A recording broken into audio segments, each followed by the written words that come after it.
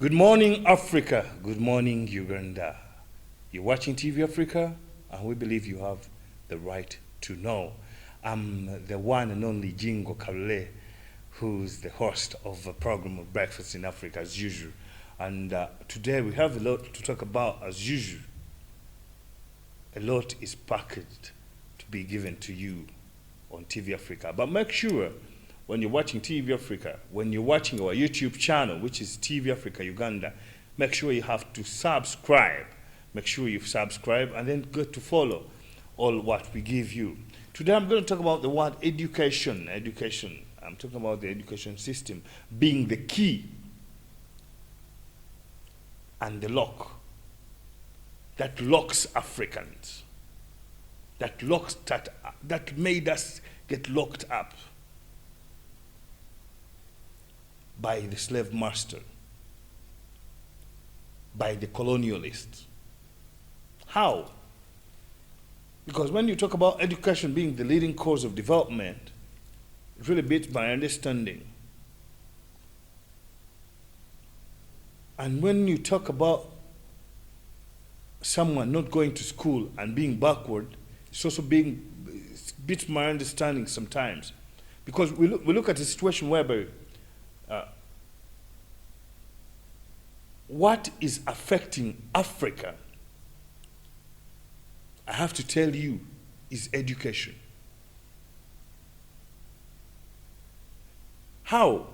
The education, the blueprint of education, of the syllabus is from the white man.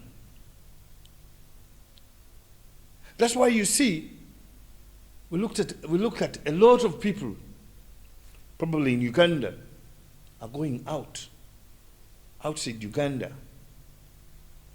in different countries that are not of Africa, to look for jobs. And these jobs that have been done are not attached to what made them go to school, are not attached to the education. This is why you see most of the educated are also there without jobs, because they can't think out of the box and be creative. They're not using their creativity. It's not practical. Education is not practical for Africa, because the blueprint is not ours. We need our blueprint of education that lies with us.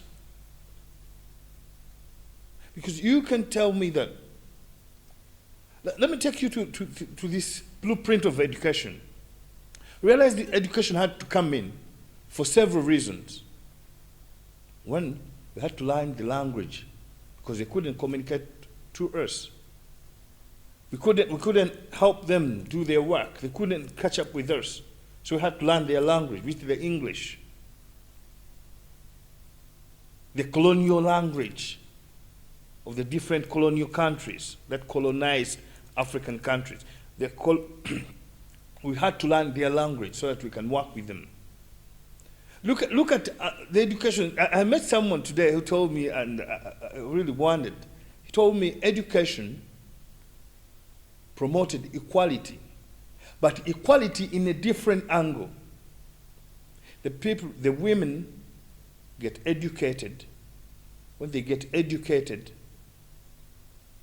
they advocate for equality in a different angle. Then things go berserk. Things turn around. Because of the blueprint of education that ties Africans not to think out of the box, not to be creative, wasting time to study for all that period of time, holding books without creating anything. That's what I'm talking about. It's being able to create, not reading the history of a different country, but read the history, have the history of your country. It's very sad that someone reads about a different country, but they don't know even what is in their country. They have not read even what is in their village. I was shocked sometime when some contractors were given work in Uganda. Several of them, some of them build roads, some of, a lot of things. But you find that them to work with the Ugandan has to learn their language. Wow. They don't have to learn the language spoken in Uganda, but we have to learn their language to work with them in our country. What? Then why don't they learn our language? Why should we think that when we learn their language with them and we can achieve? Because if you look at P1, nursery, which is three years, then P1, P7 to P1 to P7, P7 to S4 to 6 to university, all those years. But just moving home to school, home to school, home to school. And someone stands up and starts being innovative with 10 years, working on their idea and build something big. Because for them, they are practical in everything they're doing. They recognize talent.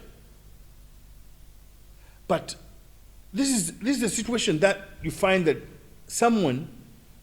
there's someone in a school playing football and the parent is caning this person. Someone in a school trying to do some little mechanics, and someone is saying, no, you have to go to school, you have to read this, They're not nurturing, not developing the child's talent, not leaving this child to go and do the practical of what they want to be.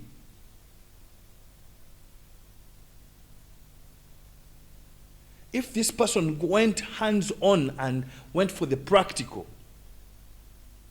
in just 5 years, 10 years, this person will have known this. But you're going for the practical, that is after the university. That is after 35 years, 45 years. That's when you're hands-on for practical. And what do you expect? So please, that's why I realize that the syllabus of Uganda, tertiary institutions are now picking up and things are running. However, we still lack appreciating our own. We don't appreciate our own. We still feel it's not worthy. But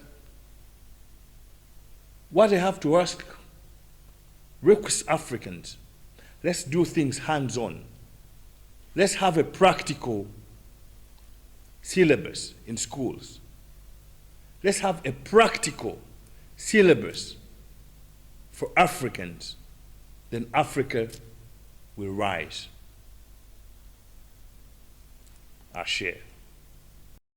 Thank you for viewing. For more content on Pan-Africanism, subscribe on our YouTube channel, TV Africa Uganda.